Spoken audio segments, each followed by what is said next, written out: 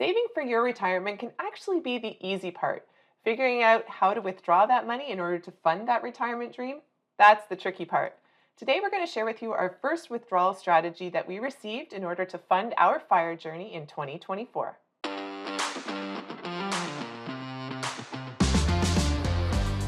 You often hear about the 3% rule, the 4% rule that everyone talks about. So that's the easy part. But how do you actually withdraw those funds? What kind of accounts do you have? Do you have an RSP? Do you have a TFSA? Are you married? Are you single? When do you want to stop working? When do you think you're gonna die? I don't know, but it is a lot. And this is what we wanted to share with you today. You might see the environment might be a little bit different. It is okay. It's on purpose because we are happy to finally share with you our drawdown strategy in how we stop working and becoming financially independent in 2024. My name is Ian. I'm Christine. We are a Canadian couple living in Toronto, Canada, and as you know, this is the channel that we share our financial independence journey with you. But hold on for a second. If you have not watched the part number 1, I'm gonna link, I don't know if it's up here or there, somewhere. a video where we share the reasons why we think that we are ready for that. Pause this video, go back, watch the previous one, and then come back here. And from now on, we are gonna give a summary of like the discussion points, but don't forget, go back to the previous one, click on the like button, subscribe, and sorry, go. So just a quick recap of that other video where we talked about everything you needed to do in order to prepare for making your withdrawal strategy. So we kind of went over the steps that we went through. The first one was, what did our FIRE journey look like? We needed to know what we wanted to do when we reached FIRE in order to understand how much money we were going to need in order to be able to fund that. Yep. Right? In order to be able to fund that, we needed to pay off our debt. We needed to start saving. We needed to make our investments start working for us smartly, right? As well, we needed to ensure that we had a diversified portfolio. Diversified not only in the different accounts that we held, but in the types of investments we held within those accounts, right down to diversifying between stocks and into real estate, into cash holdings, things like this. After that, we needed to figure out what exactly our FIRE number was. How much were we going to need to spend every year in order to be able to ensure that we could live the life that we wanted to live? So we had to take all of that stuff into account. In addition, we needed to come up with things like, what age were we going to take CPP and OAS at? What age were we planning on FIRE? Like, when did we want to FIRE? We need to know these dates in order for the financial planner, which was our last step, to be able to come up with that withdrawal strategy for us. Mm-hmm. It seems quite a lot. It actually is, but if you are starting this journey now, take your time. That you are on the easy part. All that you have to do is save and invest. That's it. By the time that we are reaching or we are getting close to FIRE, those are the considerations that you have to think about it. Mm-hmm. And this is what we'll be discussing with you today. By the way, this is really, really, really important. We are not financial advisors. This is our situation on how we are comfortable in progressing, because it might be the case that you don't want to go back and work. We might be able, or we might even not, Christine, maybe me. No more work for a little bit more. You might have kids, or you might be, depending on your age. So there are so many factors, and all that we wanted to do, and since we started this channel, is to share with you how we are doing. And guess what? If we are able to do, I am sure that you are also able to. Here's how we are going to divide this video. It's different. As you can see, this is a presentation that we created for you. It took quite some time. I hope that don't forget to like and to subscribe and give the opportunity to other people as well. It seems like YouTube, it's offer its algorithm. So go and take a look and hit the like button and subscribe if you have not done that before, because as we said before, every weekend we post a new video. First, we're just going to go over a bunch of the information we needed to gather. We talked a bit about it, but there was a lot of information we needed to be able to give to the financial planner. Or the individual that put together our withdrawal strategy for us. So we're going to go through some of those considerations, just information that should have on hand that you're going to need to know when you're asked for it. We are going to talk about net worth and why we think the net worth is important. If you have not seen before, we have a playlist where every month we share with you our net worth, and you're going to understand why it's important and also part of our plan. So we're going to also walk through our numbers, and part of that is explaining a bunch of assumptions that we had to take into account in order to develop this plan. None of us can see the future, exactly what it's going to be in interest rates and inflation and all this kind of stuff. But some of those things we just need to make assumptions about, and we're going to walk through what those were. We're going to go through the different income streams that we had to talk about: our rent, our pension, or OAS, CPP, dividend income, things like that. We're also going to talk about the different tax rates that are being applied as part of this withdrawal strategy and the reason why those are important. And we're also going to talk about how much we're going to have left at the end. I mean, that's the goal, right? We don't want to have a lot left over at the end. At least that's our goal. But we want to have enough that if one of us lives an extra 10 years, we're good to go. not without money. Yeah. And as you know, we are not financial planners or financial advisors, and this is only the plan that was presented to us. So with good estimates, but you know what? If you don't pull the trigger, you're going to keep working until section, and we really don't want that for our lives. And we are going to see what's going to happen. Let's get started.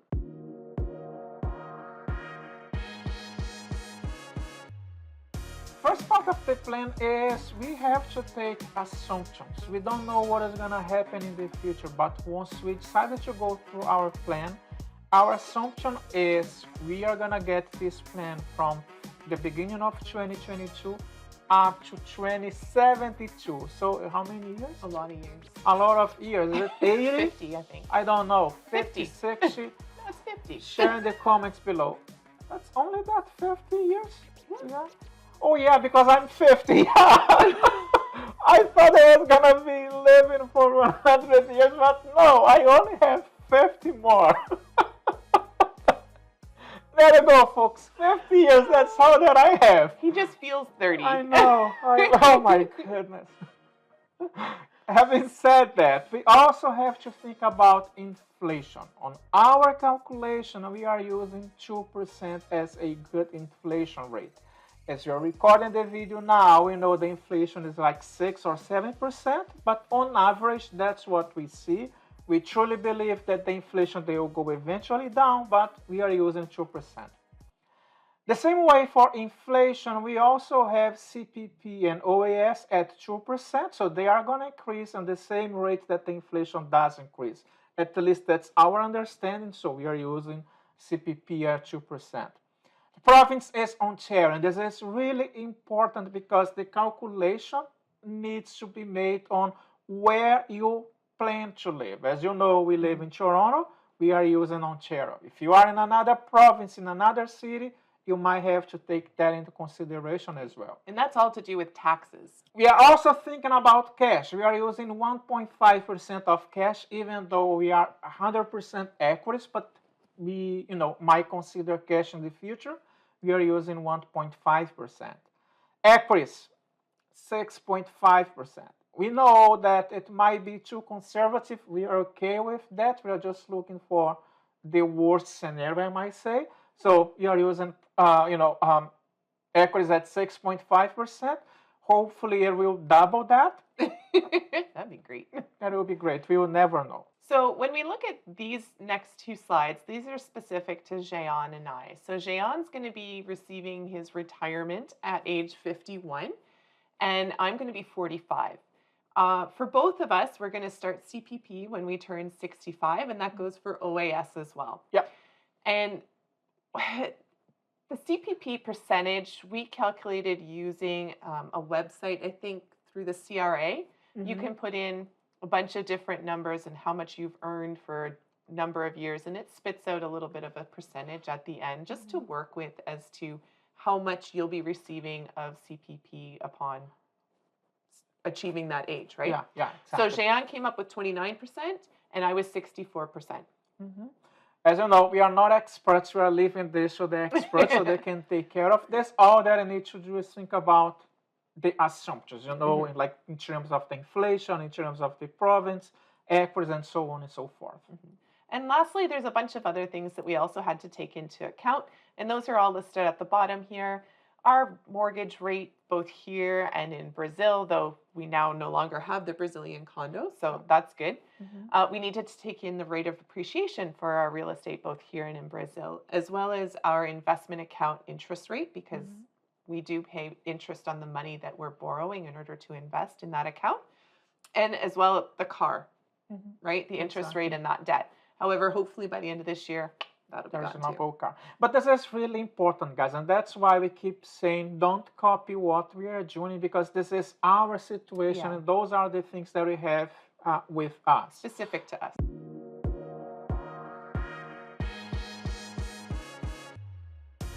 As you know, every month we share with you the net worth update. There's a playlist that you can see, but at the end of the month, we usually have a representation, a graphic representation of our assets, of our liabilities, and our net worth. And you are going to understand why this is also important. So just a quick recap for net worth. Like we talk about all the time, you're going to take all of your assets, which are including, in our case, our RRSPs, our margin accounts, our real assets, which are our real estate assets, our TFSAs, and then we're going to subtract our liabilities. That's going to come out to our net worth. The net worth is really important because that's how much money you're going to have really to spend. So that's what's going to be used in part for this calculation.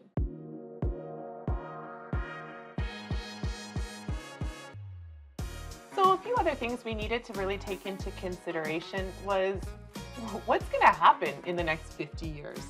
So we're planning on achieving FIRE in 2024. That's the green dot. That's green means go. We are going. We are firing in 2024. But until then, we need to spend less than we make, save as much as we can, and invest it. We want to put ourselves into the best position possible in order to be ready to go in 2024. Yeah. And also, those are the considerations that we have, right? So between 2024 and 2035, we are planning to withdraw $50,000 per year. After tax money. After tax money. So we're planning on we'll need to withdraw more, but we're planning on spending $50,000 after tax. Okay. Between 2036 and 2072? We're planning on spending $65,000 after tax. At that point, I don't know whether we're going to be slowing down or not. Who knows? And we might still be living underneath that $65,000. But as we get older, I don't see us going as quickly or as much as we used to. I don't think we'll be spending as much. We might be spending a little bit more time here in Canada or splitting our time between here and Brazil. And Mexico. And Mexico. They have really good retirement places that to start looking now. Yeah, it's a consideration where you're going to retire, like end your years, because that's a huge factor in your finances. Yeah, and really, folks, that's why time is so important to us, right? That's why we are making the sacrifice. Yeah, I'm not sure if it's sacrifice or not, but we are working harder now so we can get time back to us, right? Yeah. So for these two, Jean's going to start collecting CPP and OAS at 2037, and for me, it's going to be in 2043. These factor into the cash flow that'll be coming into our accounts at that time, which will then in turn affect where we're withdrawing our money down the road. So that's basically when we both turn 65, and of course, I'm going to be turning 65 prior to you. Way before me. Yeah, way before. Let's go. At some point, we foresee us selling the house here in Toronto and moving either to an apartment or maybe to a lovely retirement community in Mexico. Who knows? We'll see what happens, but definitely this house is going to be sold, and that's going to be in, well, we're foreseeing it at 2052. Will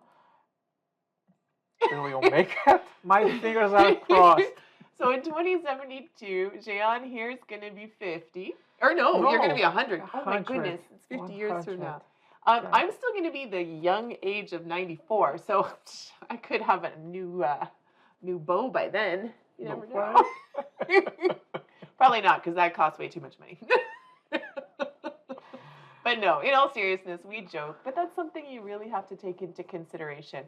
How long do you think you're going to live? And then you need to be able to plan for that. Are we going to make it to 194? So at the end of the day, this is something that's going to be revisited multiple times, if not every year for the next 5 to 10 years, just so we maintain that we're on track. This plan's going to change. We know it's going to change. But at least at this point, we have a blueprint of where we're going to go and how we're going to get there.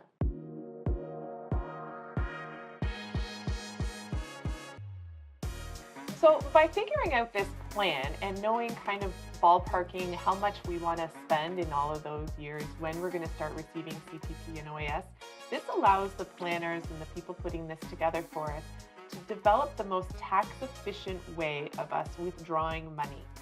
Withdrawing money from our margin accounts, our RRSPs, our TFSAs, taking into account pension income, CPP and OAS, all of that affects the tax that you pay at the end of the year.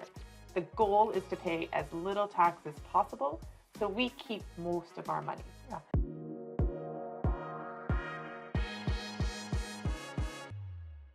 Now it's time to have some fun, which is basically where is the money gonna come from? 2024, we reach fire, and when we reach fire, we are gonna take out money from our margin account as well as the rent that we have from our house here. Between 2024 until up to 2029, it's gonna be the margin, but once we reach 2029, this is when Christine is gonna start taking her pension. That's right. So we're going to be receiving that $34,000 of pension income. So we'll add that to the margin account plus the income from the rent. Obviously, the amount that we're going to need to withdraw from the margin account is going to drop significantly at that point. And through this entire time, I believe our tax rate, our marginal tax rate is right around 20%. 20%. Yeah. So it's a real balancing act. And literally, guys, this document that they presented us with is 34 to 40 pages. And it's line by line how much you're going to withdraw each year from which account. So we couldn't obviously put it all into this particular thing, but this is how we've broke it down. So in 2037, that's when Jean's OAS and CPP is going to kick in. And that's where things switch up a little bit. We're still going to be taking a little bit from the margin. Yes. We're still going to be receiving rent from the house as well as my pension. But we're also going to start withdrawing from the RRSP and the TFSA. Not much. It's very little. But what this is doing is maintaining us within that 20% tax bracket so that we're not losing money unnecessarily to the government. Yeah. Another interesting point is if you have been following our dividend income monthly, over the years, since last year we changed a little bit. Initially we had more dividends and then we switched to growth ETFs, and that's the reason to why we are doing this. We are only starting, withdrawing my RSP in 2037, which is how many years? 12 years from now or 13 years. All that we are going to do is let the money grow. We are not going to need the dividends. I'm going to leave the money there. So it is going to grow, in a good rate. So more than the 6.5% that we are assuming now. Fingers crossed anyways. That's the goal. And then in 2043, that's when my OAS and CPP kick in. You're going to notice that we drop the TFSA, so there's no more TFSA withdrawals at this point. We're trying to preserve that amount. As it turns out, towards the end of our lifespan, that's when we're going to take more of the TFSA. Yeah. By the time that we reach 2052, we are going to sell our home. Yeah, that money is going to get siphoned off into the TFSA if there's any room and stuff like that. But yeah. And then from 2054 until the end, whenever that end may be, we're going to be having the pension income, RRSP income, OAS and CPP for both of us, as well as that's when the TFSA is really going to kick in for withdrawal. And we don't run out of money, guys.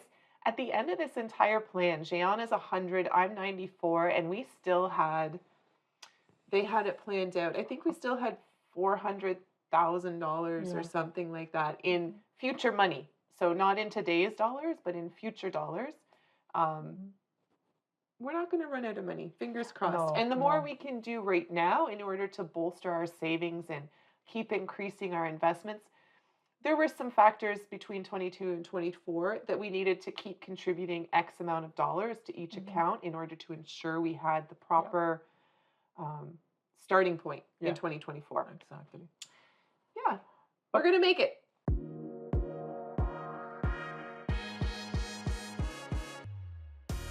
Just start tracking and planning now, because it's a lot to think about the spur of the moment when you decide you want to talk to somebody, because there's a lot of information you need to gather. So if you're already on top of it with your net worth tracking or your spending, so you know how much your average yearly spend is if you're going to stay here in Canada, that makes it easy, right, to be able to present those numbers to the financial advisor. The same net worth update that we share our numbers, you have the net worth update, the spreadsheet for free. All that you have to do, click on the link. And like we said, this is what we put together. We couldn't sit here, and nor would we want to sit here and go through page by page by page, like a 40-page document that is, to be honest, mind-blowing, the amount of data that's in it. We highly recommend you look into having this done if you're close to retirement. Maybe like on maybe 5 years before you're planning to, right? So it gives you, and I think it's an eye-opener. We were planning on 2028 before we had this done. And it's really empowering, I think, to see how well you're actually doing. And it gives you motivation to keep going that last few years. So we know it's been a lot of information. We hope we presented it in somewhat of a logical order for you guys. Please, questions, if you have any, let us know. We're going to do our best to answer them. We're going to do our best to reach out to people that have far more knowledge than us and get them figured out for you. So put them in the comments down below. Reach out through Instagram or on the blog, whatever. Write us a long email, whatever you need to do. Send us your information, your questions, and we'll see what we can figure out with you guys. And not only that, do you think that this is actually feasible based on what you have in your screen? Are we crazy? Does it make sense or not? You might see something or, hear that. It might not make any sense. And keep in mind, I know our spend seems low for a North American country or a developed European country, but keep in mind that we are using geo arbitrage for the first probably 10 years of our retirement. We're planning on being in lower cost of living countries, which is why we have that $50,000 of after-tax spend. We hope it's enough. Oh, it's going to be way more than enough. Yeah. If not, I can always go back to work while Christine leads the life of leisure. Which is well deserved. Well, that's it for this week, guys. We hope it made sense. Any questions, let us know, and we'll see you next week. We hope that you are well. We hope that you are safe. We hope that you enjoyed this video. We are very grateful to have you with us along our journey to financial independence. And we will see you in our next video. And maybe fire 2023. Bye. Bye. Are you enjoying so far? I'm really curious. Use the comments below because this is something new. It's using the presentation. If not that, it's... Oh, shit. My head is hurting. Can't be a blooper when you already deleted it. No, not this time.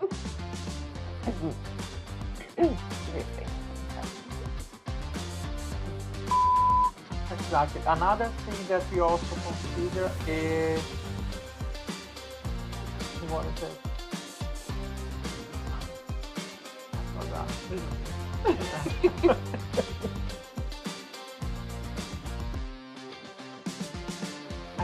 I don't know.